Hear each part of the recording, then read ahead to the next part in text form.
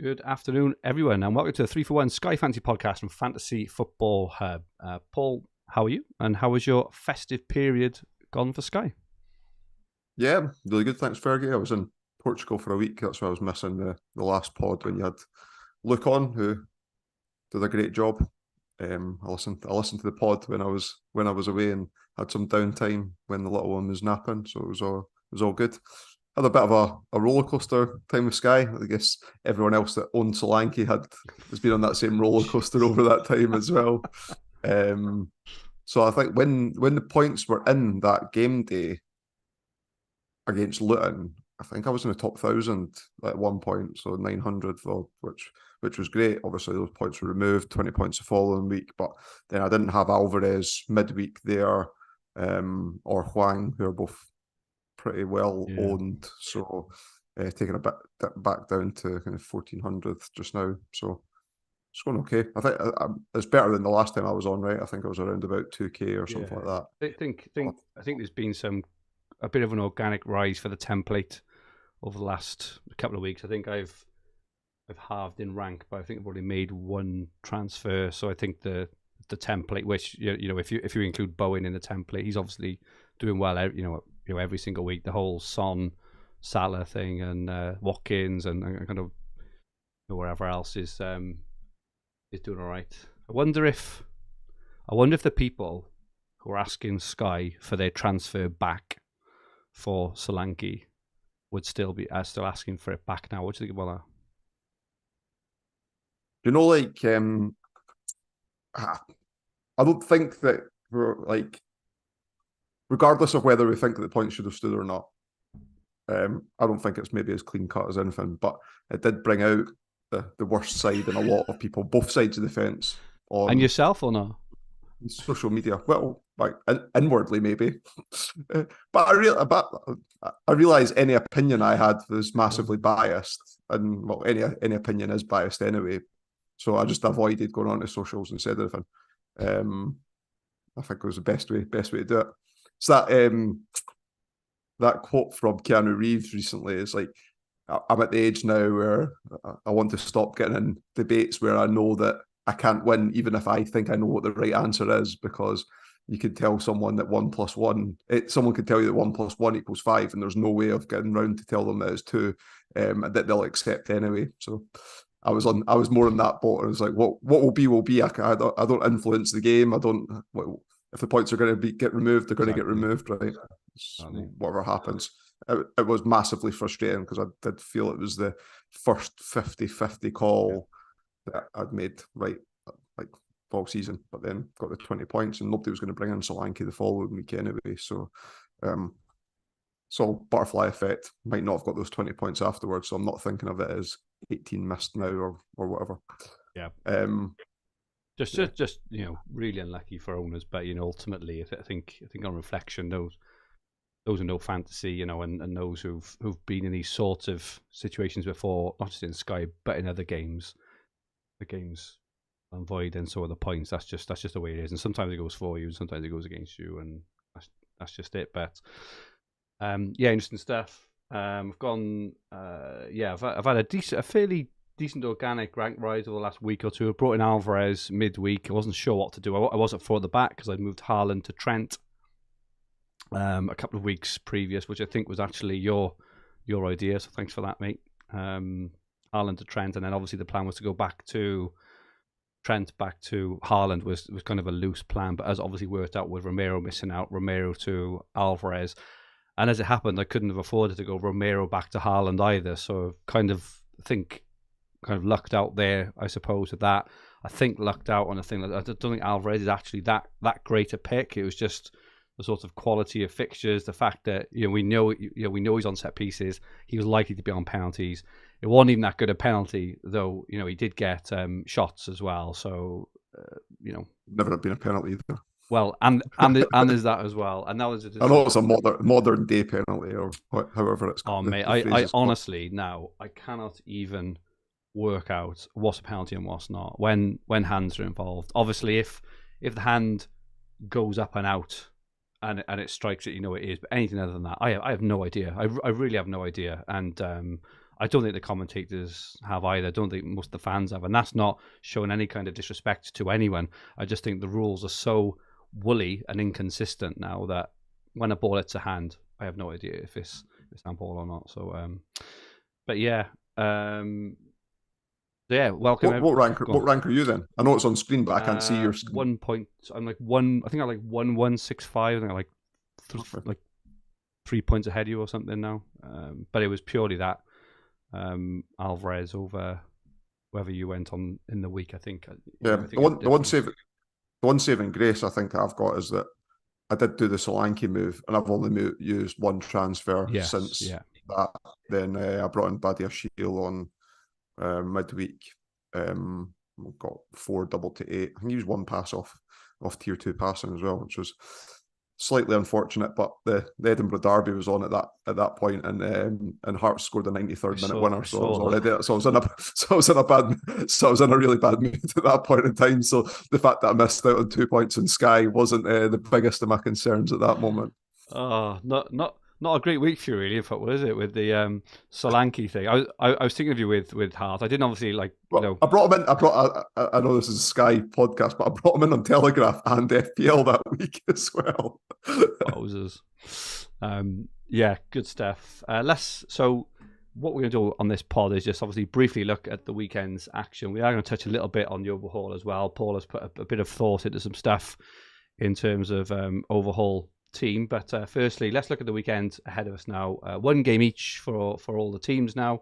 Saturday the 30th, Luton and Chelsea, we see the lineups for. Then it's Wolves, Everton, Man City, Sheffield United. It's been confirmed in the last hour or two that Man City are not going to have Haaland, De Bruyne or Doku. They're all definitely out for this weekend. Palace and Brentford, Villa and Burnley, Forest and Man United. Interesting captaincy now potentially on Saturday, especially for those who like myself have brought in Alvarez. I think Watkins is probably the most obvious other one. What's your thoughts?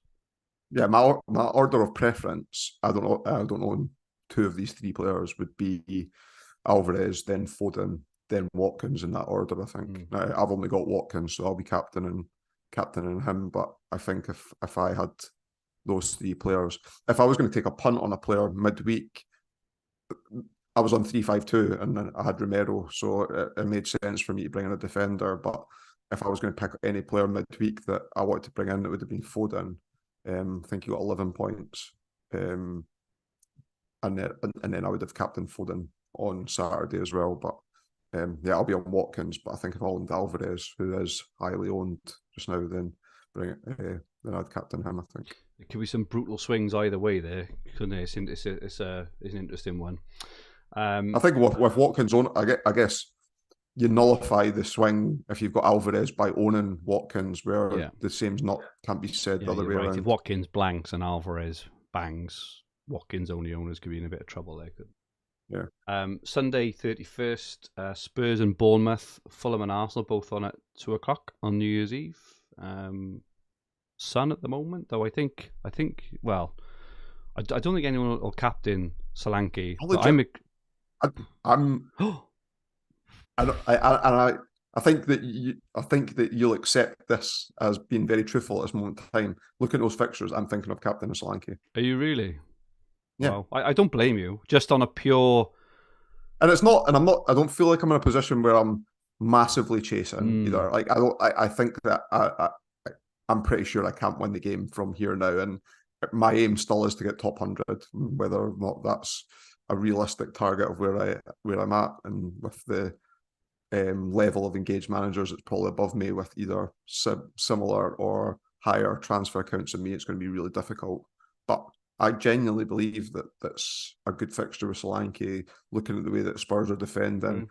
Kulusevski's out at the weekend as well, so I know that he's more an attacking player than he is a defensive one, but if you just look at the volume of players missing and the way that Spurs are defending and the way that Bournemouth are playing just now as well, right? They've got the second best expected goals conceded. I'm taking this stat from listening to your Green Arrow podcast earlier on. So their defensive numbers are up there, even though they have conceded a few goals in some of their wins. I know they kept a clean sheet against Fulham, but they conceded the 2 against Forest, one of which was against 10 men.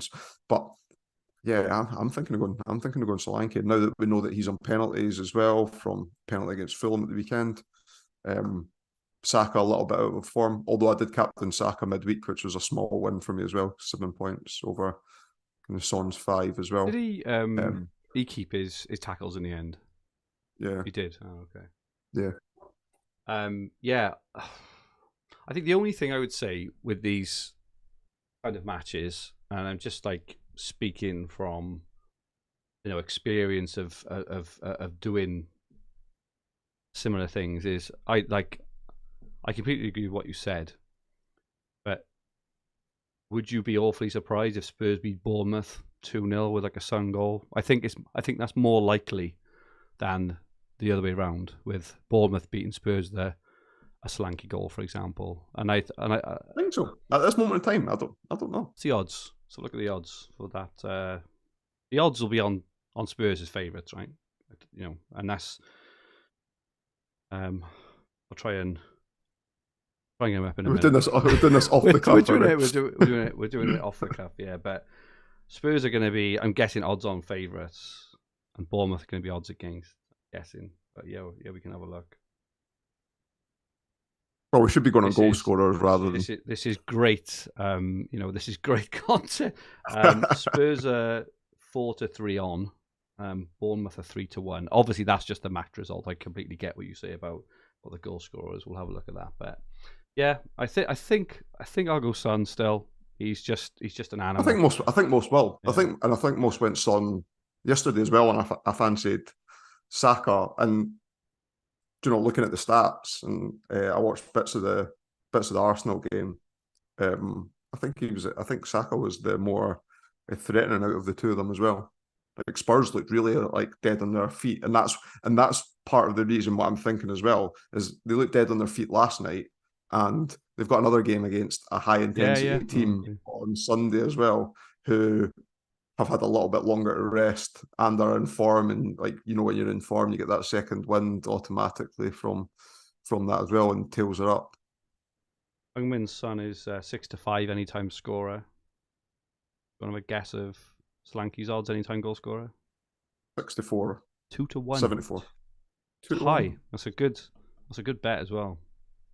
Yeah, that's what I mean. It's almost double. Advocating gambling on this podcast now as well. Now gambling at all. Just using the odds to help make fantasy decisions. So I think it'd be going Son, but I get your point, and I would not be surprised in the slightest for Solanke to do well against Spurs. Arsenal are struggling, aren't they? At the moment, so I don't think we'll be touching them. Monday the 1st of January, Liverpool. High-flying Liverpool against a struggling Newcastle. Have you seen the rumours circulating about Newcastle in the last hour or two? Oh, no, it's worth a read. I won't. On how? No, just on some of their players have been caught being naughty or something.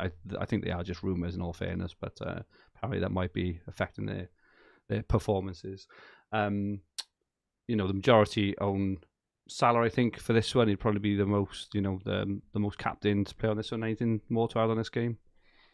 No, I mean, I think if you're looking for alternatives, obviously Trent would be the standout alternative to Salah if you were looking for something a bit different. But two games, maybe I'm contradicting my own Solanke thoughts on Sunday by suggesting this close to overhaul, do you really want to be taking a risk on what Salah is going to be effective ownership of like 180% or whatever based on people captaining him? He's owned by everyone as well. So, and then Tuesday, the final game before the overhaul, West Ham versus Brighton. What's your thoughts on this?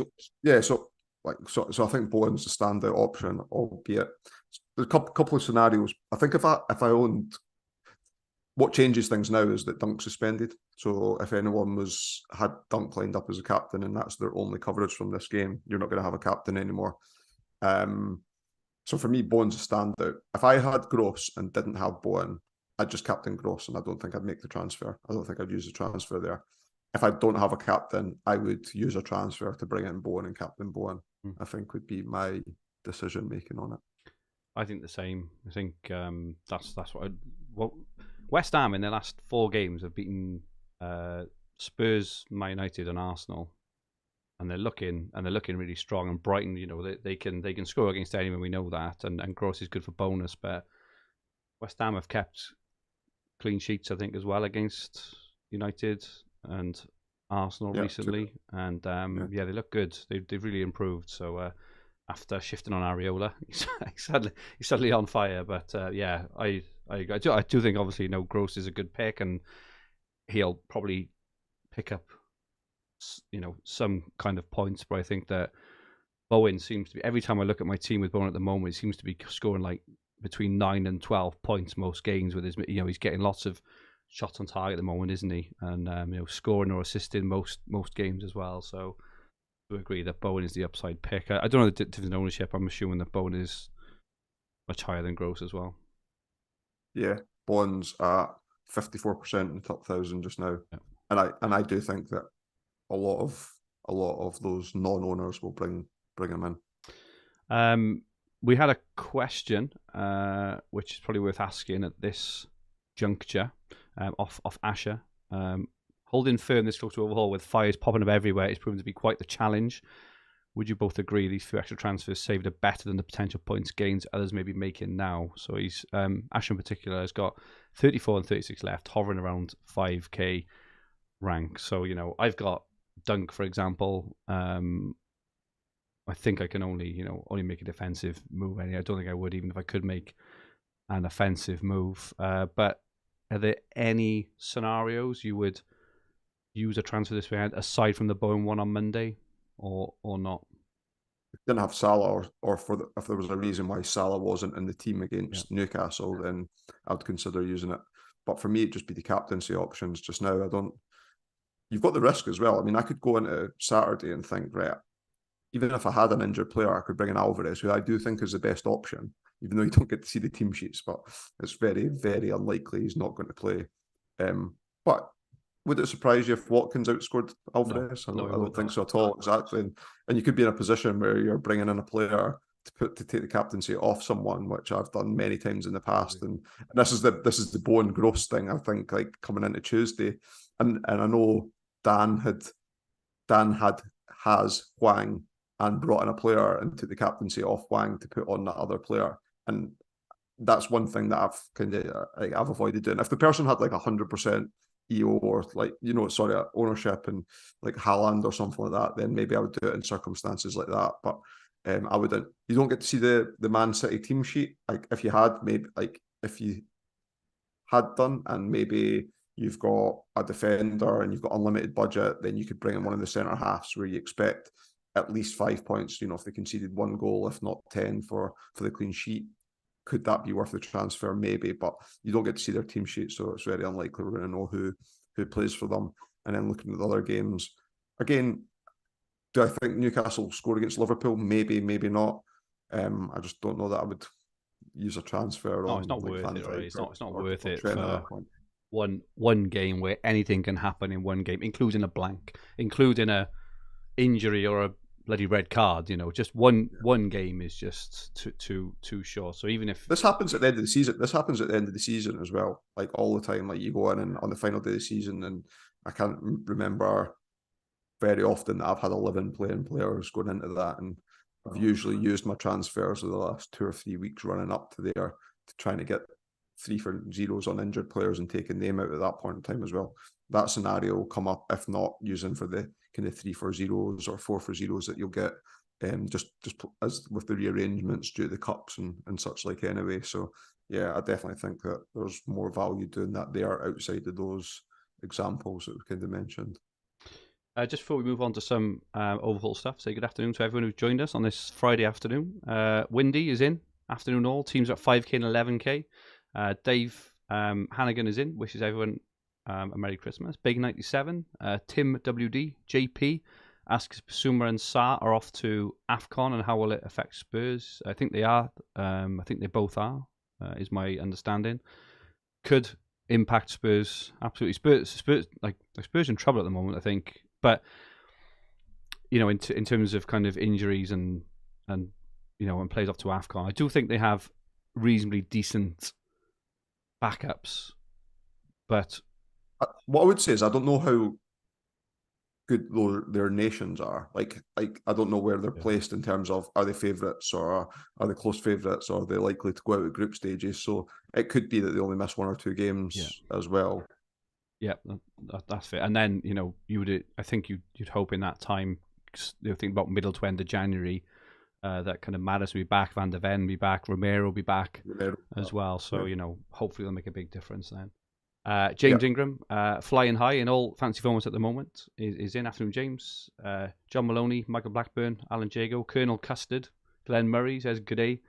Niall Murphy is in. Then Niall. JT says, how would you assess the Solanke move overall, given Haaland not back for overhaul, and presumably most people have moved back to a City asset now? Interesting question there. Got it. I didn't move back to a City. I've not moved back to a City asset. I don't know that everyone. Well, what is a suggestion there that people I think if you haven't moved back, so sort of yours versus mine, I think it's like 50-50 ish at the moment. Obviously, with a game to go. Obviously, if Solanke's points had stood against Luton, I think Solanke only would have won out. You've used an extra. You've got more points out of it, but you've used an extra transfer in that chain. Exactly. So I think we're roughly, I'd say like in the roughly level pegging ish in that. Going into this weekend, because obviously it could change this weekend either way.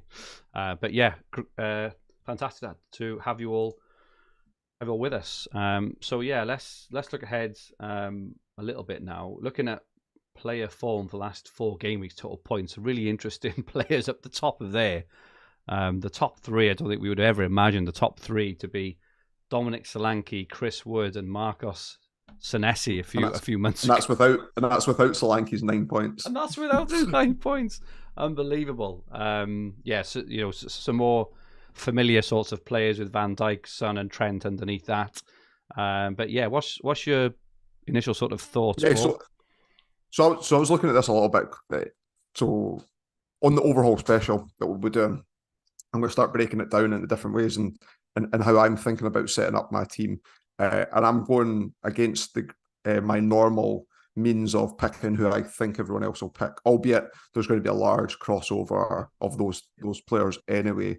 And instead looking at recent form, so looking at details like this over the last 4 weeks, like who's coming into form, upcoming fixtures in terms of ease of fixtures, so using the hub fixture ticker for that, but also having a look at the single game days. Now, I think the single game days will fit into my last category for thinking, because I'm not having had some initial thoughts without actually carving out a team. I don't think budget's going to be a problem at all as well, with no Son and no Salah in teams, and it's up in the air on when we'll get them back based on when they come out of their tournaments and when fixtures are rearranged, which we'll know a lot more about after the next round of FA Cup games, because games can still move days, etc. as well from there.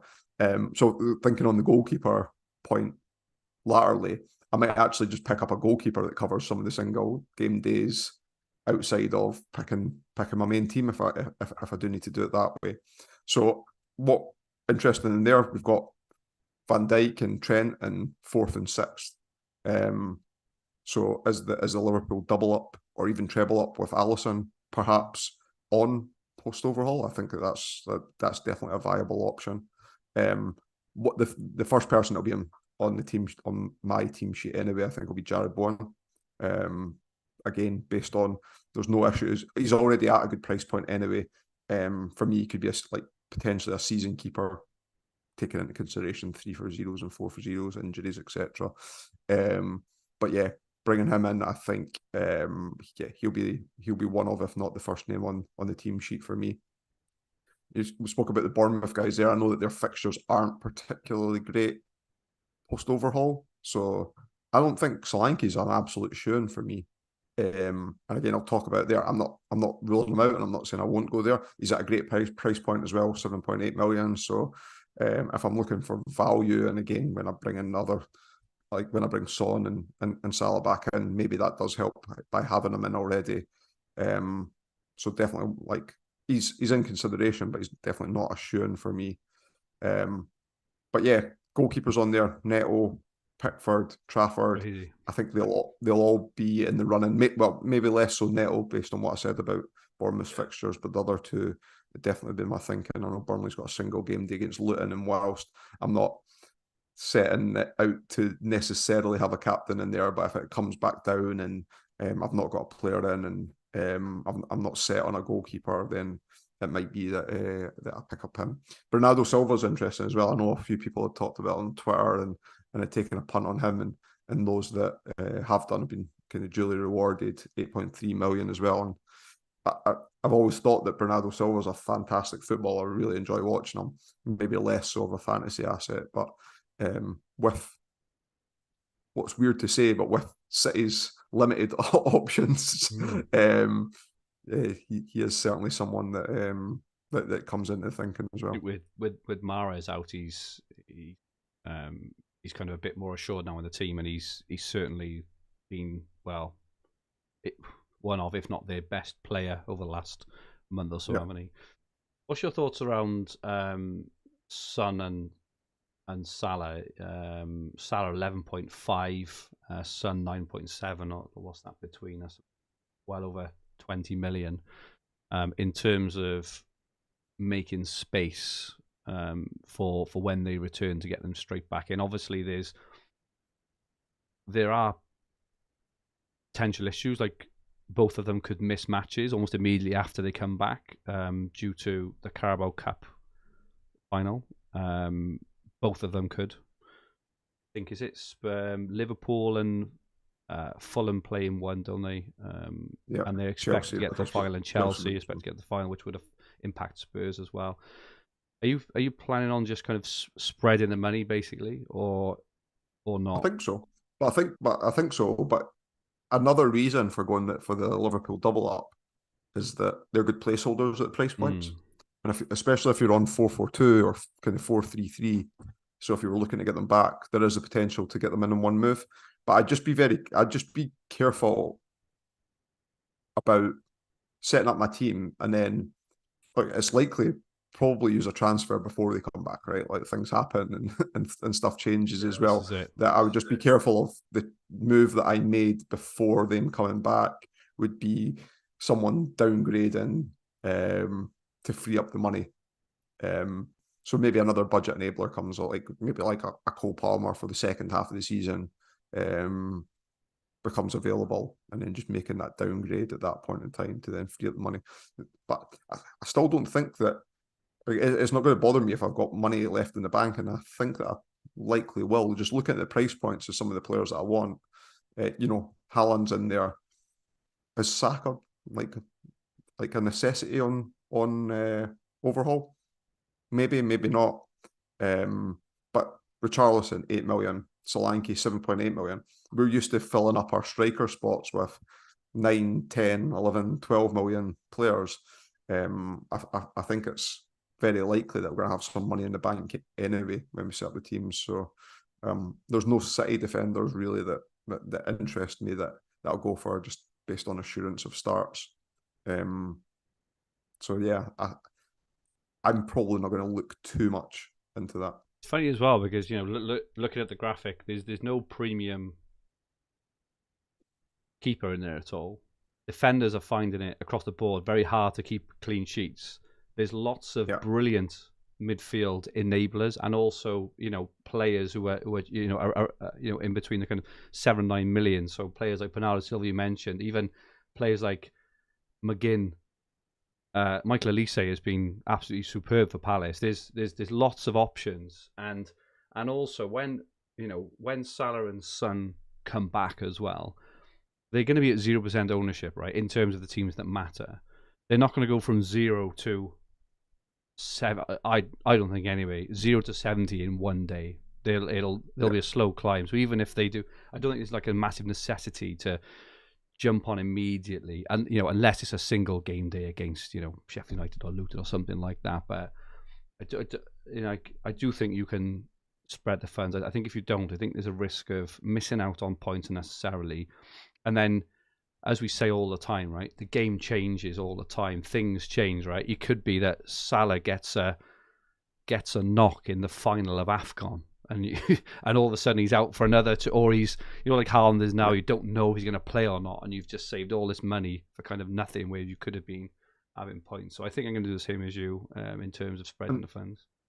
And one final point on that, and again we'll touch on it more in the overhaul, is that the majority of single game days come at the tail end of a game week. So I'm not going to set out my team saying like Crystal Palace have got 2 Monday nights, because form will change in that period of time as well. And we know that they've had injury problems. Elise and Eze, who are both fantastic players and are definitely would be in my consideration for bringing in for Palace for those game days. But because they come on the Monday and there's games to be played before then, is that I wouldn't mind using a transfer at that point in time to get one of them. And if you're taking out a player that's more expensive, you're doing that double whammy where you're freeing up the money to bring Son and or Salah back in at that point as well. So whilst there's a concern that there's a lot of singles in there that are kind of unpleasant, if Sheffield United Wolves, especially if Wang's not back for that game, because I think he'd be popular otherwise. But again, they'll come at the end of game weeks, so you're gaining a fixture by making the transfer at that point in time, and you're assured of the player starting because you get to see the lineups at that point as well. Okay, so we've now got the superb FF stuffs plan in front of us from the overhaul up until when the fixture has been confirmed till the end of February, which includes the single, the game days, and also that massive gap for Man City between playing Newcastle away and then playing Burnley 2.5 weeks later, which is a bit mad. But what are your initial thoughts on the single game days, and what are your really initial? Obviously, we're going to go into detail of this in the in the overhaul special in a couple of weeks. But what are your initial thoughts on things to consider when setting your team up? Yeah, so you got that. Pick the players that you want based on the fixtures to begin with. As I say, Bowen for me is a lock, regardless of not even looking at West Ham's fixtures. Although I'm looking at them now, they look okay. But regardless of what his fixtures were like, I was bringing him in as well. I think Pascal Gross is going to be another one that I've never owned, and I don't think I've ever owned them in any fantasy format ever. But always seems to churn out points, and he's one of those ones that you can't guess when his points are going to come either. I don't think it's just a sit and hold. I think that I'll sit with the two of them, and then Haaland most likely, and then we could talk about Saka, Van Dijk, Trent. So basically pick my core of 6-7 players that I want in my team, having a look at the fixtures in general, and then coming back to the singles at that point, that is, how do I fill the gaps, or do I want to fill the gaps? Burnley Luton is a third calendar day game as a single there. Do I really want someone from that fixture? Probably not, but if it came back and I can't find a goalkeeper that I want for the run of fixtures, could I have Kaminsky in goals perhaps? He's been doing okay as of late for Luton. Again, just look at the rest of the fixtures and think about whether or not he's going to, or could I do a goalkeeper chain move to perhaps pick up then the Palace keeper? Could be Henderson, or it could be Sam Johnston, and that would cover the two singles as well. So there's definitely a few options there. Looking at the singles in isolation, you've got Burnley, Luton, like I just mentioned. We've got Man City against Brentford, which is very likely that we'll have Haaland back if he's available then, or Rodri perhaps for the consistency points there. Palace has got the two singles, and then you're looking well in advance at the end of February before you got that Brentford West Ham game. Perhaps Mbeumo's back at that point as well, so that's an alternative to Bowen. There's no team that kind of massively sticks out at me as favourable fixtures. Man United's look okay, but do you want to take a punt on Garnacho? I think I read a stat the other day that over the last 6 game weeks he's got the second most shots. But then I looked at his Sky points, and other than the 16-point haul there, it runs 2-2-2. He has started the last 9 though, so and he's only 7.6. So could Garnacho be an option, perhaps? But again, that would be more at the tail end of what my thinking is, outside of the core players that I'd want. On the opening weekend on Saturday the 13th, Man City played Newcastle away at 5:30, so we don't get to see the lineups for that one. What do you think you will do if Haaland says he's back in training. We hope he'll be okay. Will you play him and put the armband on? Bear in mind they've got this massive gap where most if not all teams play twice in that period.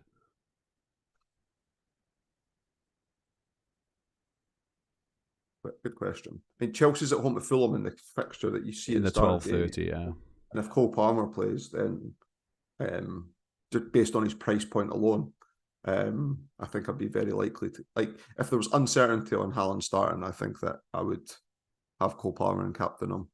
And I think that Rodri is an alternative to that as well. So would I start with Haaland? I think I'd have to see the rest of my team. I don't think that money's going to be an object, and therefore it is likely that I will have him in my team. And if it's a doubt whether or not he starts, then I probably wouldn't captain him, and I would captain Palmer, or if I've got Rodri in the team, one of those two. Their next match, Man City's, like I say, is like 2.5 weeks away, and we get to see the lineups on that one. Man City home to Burnley, which is obviously a plum fixture. If he's back for that one, I'd be tempted to go without. I got to be honest. I don't know. We'll see. It's obviously easy to say that now when we're like over a fortnight away from having to make a decision. We'll know a lot more, right? Depends if whoever you would have instead of him's got like kind of 2 elite fixtures prior to that game, and then knowing that you take that player out or likely to take that player out. I don't know. I'm not sure about that because I just think the gap in time, like this calendar doesn't do the gap in time justice. It's 2.5 weeks there, which is a massive period. There's an FA Cup game in there as well. A kind of second round FA Cup match, and I think you're bound to get some kind of problem within your team at that point, regardless. And as long as you've got the money in the bank to move from half your team, then I personally think it's an all right risk, to kind of take. But as we say, these are really initial thoughts when we're a fortnight away. But we were talking about this on Green Arrow this morning. That period of time isn't really reflected in there. It's a long time. There's hardly any Premier League. There's only 2 sets of Premier League matches in January, and teams like Man United, I think they're only playing one game in January, which was just insane. So it's I think if you were doing that, then I would recommend going on a 4-4-2 formation. Yes, and being completely flexible. And therefore, yeah, exactly, so that you don't have to move one of your strikers onto them. Again, we're a fortnight away. Who would your locks be? So I'll kick you off on who mine would be. I think again, and they're pretty boring and pretty obvious, but I think I'll be starting with Dunk. Why not? I was going to say once bitten, twice shy. Whatever the opposite of that is. But their fixtures, Brighton's fixtures from Monday the 22nd are superb. Wolves, Luton, Palace, Tottenham, Sheffield United, Everton, and that's what I can see. There's going to be more as well. I personally still think he'll be decent value. They can't go through a whole season without not keeping a clean sheet. Is my kind of logic. They kept 4 in their Europa League. So I think Dunk. I think Saliba as well. I think there'll be 2. When Ramiro's back, probably Ramiro whenever he is back. It looks like to this, if he was out for 4 or 5 weeks, Spurs only play 1 game in that period, and that's way to Man United. So again, it's like he could even be back for that next game against Brentford. Obviously, really boring. I agree with you on Bowen. Probably, I think we'll see a bit more in terms of Palmer. I think he's, in terms of Nkunku back, although Jackson is off to AFCON as well. So I think Palmer keeps his place. He's just, an incredible enabler. So I think he's probably in.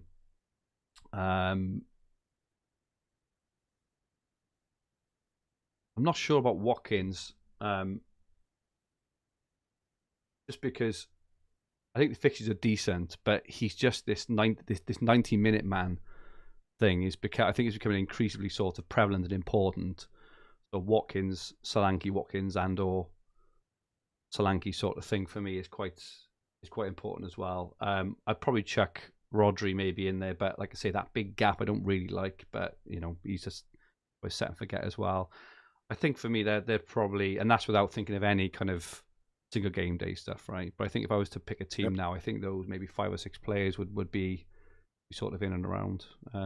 Any kind of massive deviations. Jonathan has just chucked in Gross as well.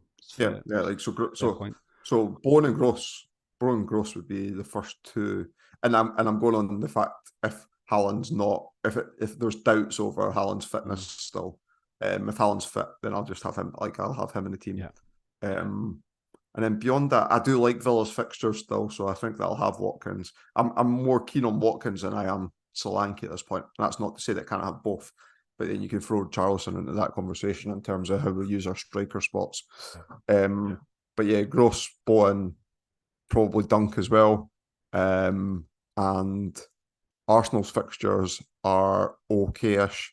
And again, just based on the price alone, I think I'll have Saliba in as well. So those 4/5, if Haaland's fit, would be I'd say my locks are 95% men, barring injury or such like. You mentioned earlier, which is quite interesting, about you may be thinking about changing the way you play or pick your team rather than, obviously last year the both of us were in a really good spot at our overhaul where we could afford to just defend and play a very simple, easy game. Both of us are, kind of the same-ish sort of rank. I think you've probably got a couple of transfers on me.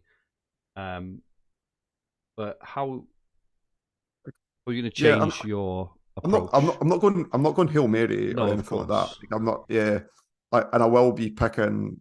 Like even yesterday, like there wasn't much between Saka and Son, I don't think. And I looked at the polls, and like everyone was going Son, and I fancied Saka, and I felt that there's less pressure on me in the position that I'm in. And Saka's only at 50% ownership in the top 1K. Whilst 50% is quite high when you're looking at players in general. Someone with Saka's history and on paper at home, if West Ham is a good fixture as well, even though it didn't turn out to, the outcome didn't match that. So I think more of that, rather than going completely left field. But that's not to say that I wouldn't pick up a really low-owned player as my 11th player in the squad or something like that, where I did it a few times last season with Wilson at the end. Like Isak was the more popular one because he thought he'd play all the games, and I didn't mind taking the risk with my 11th player, knowing that I was covering all the main captaincies and with popular players. What will your formation likely be? We had that as a question, actually. If I don't have Haaland in it, it'll likely be 4-4-2 because I want to be flexible on how I would get Haaland back. Outside of that, I'm pretty agnostic to it. I do like the 4-4-2 formation because it's flexible in general anyway, but there's a lot of value for forwards, and like we've just listed, Watkins, Solanke, Haaland, Richarlison are all great, going to be great options in that time period as well. So I'm definitely not ruling out going for 3 up front. So I'm not completely invested in it. I would say, based on the volume of clean sheets, that it's unlikely that I would go anything other than 3 at the back. But then I've just mentioned the 2 Liverpool players, Saliba and Dunk, and there's already a back 4 and set Romero, up. there's your back 5 done. Yeah, exactly. So I'm not wed to any formation just now. Maybe once we do the overhaul special and we know the players we're picking, that might become a bit more. It might come to focus a bit more. Yeah, I think it's interesting because I sense that you're quite disappointed with your rank at the moment. Maybe not disappointed, but not happy. Maybe I would say, or your position. Whereas I'm in the same position as you with less transfers, and I'm reasonably happy. And we've got a really interesting question actually off James Ingram. What is the biggest thing you've learned in the first half of the season that you'll take into the overhaul and beyond? I think my one is that I don't feel I've been able to play really properly this season, because I think that 90% of my moves have been almost forced upon me, just playing a very templatey sort of game. I think I've probably only made about, probably used 20, 21 or something. I think probably 15 of those or 16 of those have been pure hygiene moves to cover captaincies or cover injured players. But I do remember looking back a few weeks ago and being sort of 7k, and I think I was starting to panic a little bit because I wasn't showing any signs of moving up. I had a lowish transfer count, and I'm only talking about maybe a month or 5 weeks back. And I think in that time, I've probably made an average amount of transfers, the same as most others. I haven't made any sensational moves at all, and I think I've managed to organically move up now from that 7k to 1.2k. And and this is why I'm happy with my rank, I think, because I was in a disappointing spot, and I haven't done anything special at all. I've done incredibly boring moves, and I think mine is just to trust the process that playing sensibly will yield, will kind of move you into a decent-ish position. Don't get me wrong, I'm the same as you. I don't think I've got a prayer of winning it at the moment, but I still think I've got a chance with a little bit of luck in the second half of a good finish. So I think that's what I've learned. I say learned. It's reiterated into me that I've managed this really good organic growth, and I just to trust that sort of process, that play sensibly, and you will move up. Yeah. One thing that I got better at over the years is not listening to too much noise, and I do think that I speak it like I enjoy coming on and talking on the podcast, but I still think that I listen to too much, to too much content sometimes, and I talk like more like conversations and group chats, Twitter threads, podcasts, other elements to it as well. And what I've been good at in the past is taking little tidbits from all of those and shrouding out a lot of the noise. I'm not saying I've been influenced necessarily, but when I was really set in my ways about doing something, there is an element of being flexible and changing if something better occurs. But yeah, I think I've made a couple of mistakes this season by listening to other elements. Like I got swept up in a couple of bandwagons that isn't usually me, and I really need to cut that out, I think. Yeah, that's fair. That's it. Let us know in the chat or in the comments your thoughts on what you've learned in the first half of the season that you will take into the overhaul and beyond. I've got a question for you, Fergi. What do you think amongst engaged or people that can win the game just now, like what do you think the average transfer count is? That's not to say that you can't win it with lower than that, but what would you say is the average transfer count? Like, I think that, looking in the WhatsApp groups, in the hub ones, which are, massively engaged managers, all former winners in there, and all people who historically get really good ranks and stuff, and looking at people outside of that as well, I think you only tend to hear the transfer counts in the main from the people with decent transfer counts. So, and then gamblers mentality, right? You only see winning bet slips rather than and the kind of numbers I'm seeing there are still sort of early 30s. I think probably like I would guess around average 32, 33 is what I'm seeing those, but I do think it's a bit lower. I do think it's a bit lower. Say 30, right? Like, for argument's sake, about people that, if I was 50th just now, I would take 25 transfers. Like, absolutely. And I think that you can win it, and I think you can win it in that position with that transfer count, right? So we'll go on that basis. If everyone had 30 transfers, what rank do you think that you could still win the game at? Everyone has exactly the same number of transfers. Everyone has 30 transfers. Everyone has it. So first's got 30 and 5,000's got 30. What rank would you say? Level playing field. We know we've got the overhaul next week, so everyone can rebuild their team in from scratch. What do you think could win it from there, realistically? Probably, I think anyone in the top 1,000 still, because I think there's so many different routes you can go down, and depending There's where you often are get the certain question strands of the about. season. Go on. There's often hear the question, whether it's directed to me or Mm. like in conversation on threads and stuff like that, about where's winnable from there. So that kind of gauges me how you'd answer the question. If you've got 30 transfers and you're 1,000, then you could potentially win it from there. Now, if you're higher than that and you've got 30 transfers, like higher in the table than that, Yeah. or if you're higher in the table and you've got more transfers than that, or slightly less, incrementally up to top 100, where they come down to 25 or such like that. I think that's a good gauge of how you could answer that question yourself by thinking of it in that scale. And this is why I think so. It looks like I'm going to go into the overhaul. I think I'm at rank 1165 now. I think I got 29 left because I moved to Alvarez midweek.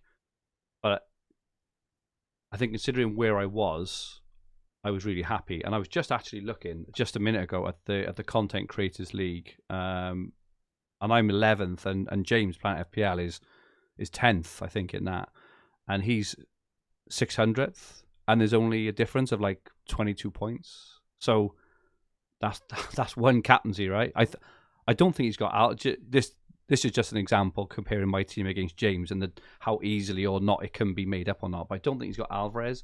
I think he moved him out. I'm not sure if he brought him back.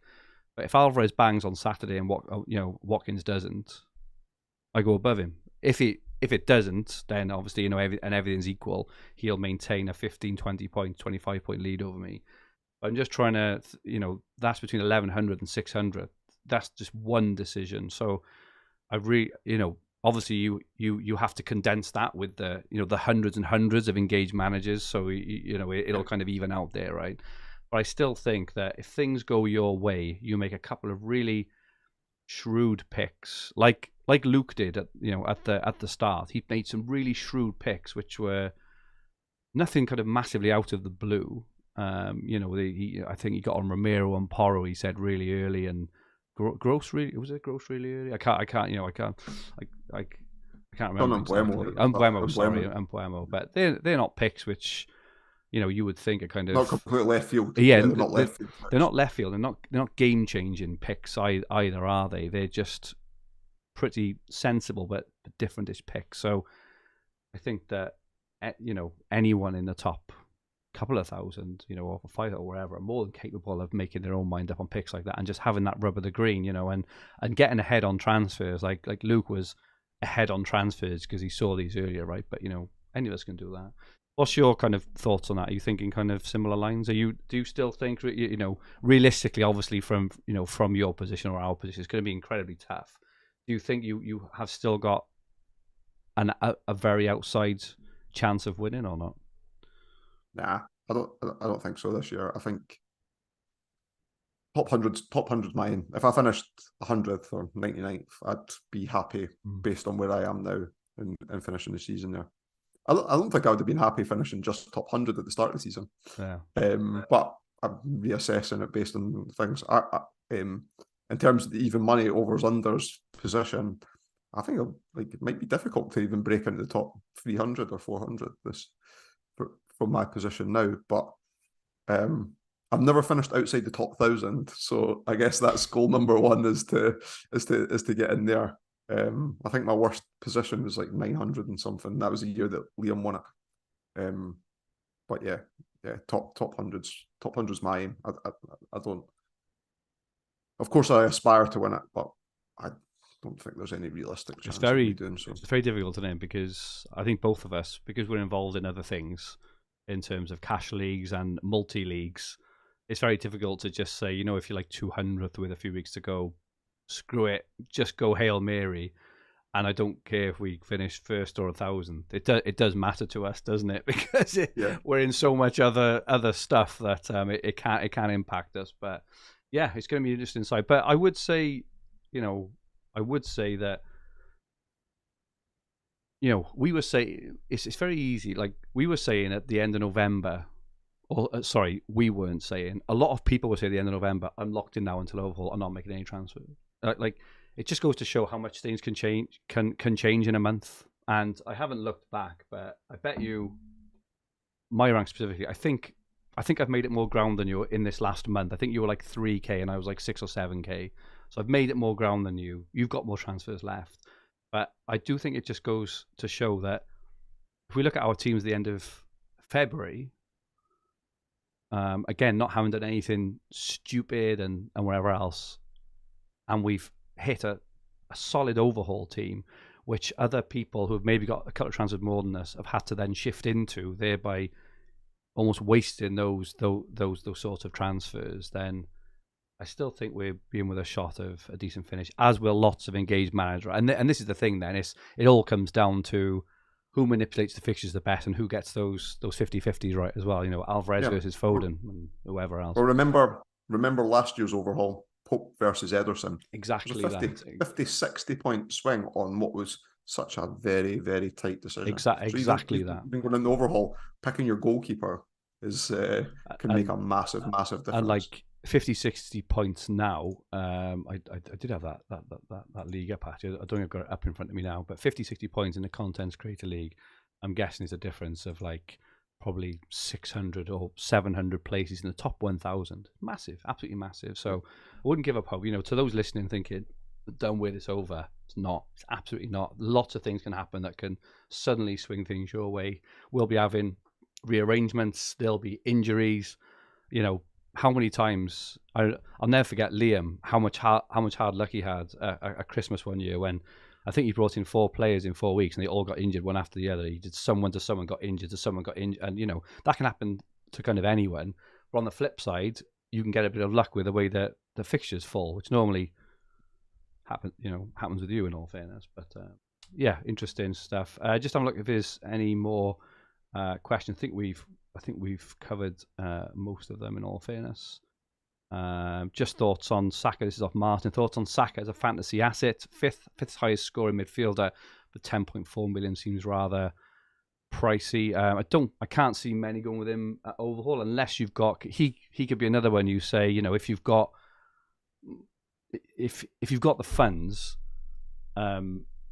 you could use him as your Haaland make weight, for example. I don't think there's any harm in that. If you're not using the money, you think people won't go for him on overall? I think they won't. Yeah. Oh, really? I think the opposite. What, you think the people will go for Saka?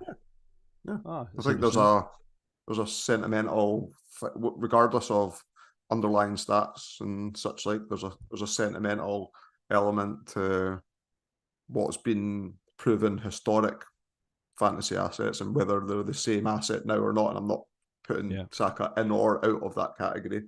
I think his ownership will still be high, in particular for those reasons that we mentioned, that the money's probably no object with no Son and Salah. So I think that's the only reason, mind. I do. I think if Haaland was fit and Salah was around and stuff, I don't think anyone would be. Yeah, I agree with that.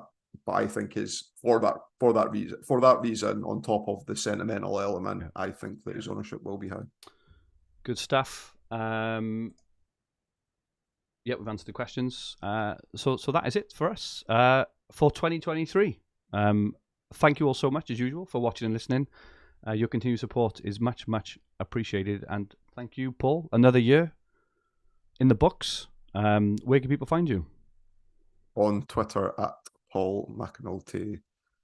It's MCANULTY. It's Paul McAnulty 1. Not 1. I was going to say.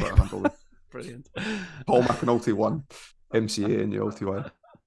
I had a moment then, the dodgeball moment, where he spells. How does he spell it? White. WHITE. In that film? It's not. It's completely lost on you. Yeah. Dodge. Have you seen Dodgeball? Yeah, that's it. Yeah, but he spells his surname. He goes WHITE. It's just quite funny. Sorry, completely. They're making a second one. Are they really? Apparently, well, I'm sure I saw that on like Lad Bible. I watched Instagram it. I watched it with my kids over Christmas, and the older I'm getting, honestly, I think I just realised now that times have changed, and that what I found funny when I was younger is just not funny to people. Things like Jim Carrey films and like old what's his name, Steve Coogan.